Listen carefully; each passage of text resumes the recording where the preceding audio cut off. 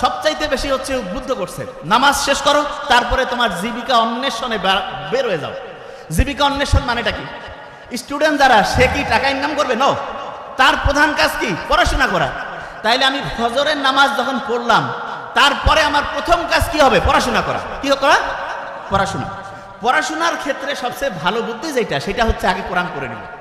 যেমন প্রফেসর মুখতার আহমেদ স্যার বলছেন, আমি তো শুনে খুব মজা লাগলো আজকে, যে আবু হুরায়রা রাদিয়াল্লাহু তাআলা আনহুর যে খেয়াল থাকতো না, তখন মুহাম্মদ সাল্লাল্লাহু আলাইহি ওয়াসাল্লামকে এসে বললো যে আমার তো খেয়াল থাকে না। মুহাম্মদ সাল্লাল্লাহু আলাইহি ওয়াসাল্লাম কি করলেন? তার শরীর থেকে চাদরটা খুলে নিলেন, বললো যে এটা মাটিতে বেছাও। এরপরে মুহাম্মদ সাল্লাল্লাহু আলাইহি ওয়াসাল্লাম একটু সেখানে দোয়া পরে একটা ফু দিলেন, বা ওনার হচ্ছে লালার থেকে কিছু জিনিস দিলেন। এরপরে ওই চাদরটা গোটায় বললেন শরীরে রাখুন। এরপরে ওই আবু হুরায়রা কি বলল? যা আমি পড়ি তাই আমার খেয়াল থাকে। ঠিক না? আবু হুরায়রা খেয়াল থাকতো না, তার মানে মানুষের মুহাম্মদ সাল্লাল্লাহু আলাইহি ওয়াসাল্লামের এই যে অসাধারণ একটা মানে বরকতের পূর্ণ অসাধারণ একটা হচ্ছে যে দোয়ার বরকতে তার স্মরণ শক্তিটা অন্য লেভেলে চলে গেছে না? তাহলে আমরা যারা এখানে স্টুডেন্টরা আছি, আল্লাহর কাছে কিন্তু মুহাম্মদ সাল্লাল্লাহু আলাইহি ওয়াসাল্লাম তো নাই, কিন্তু তার শেখানোর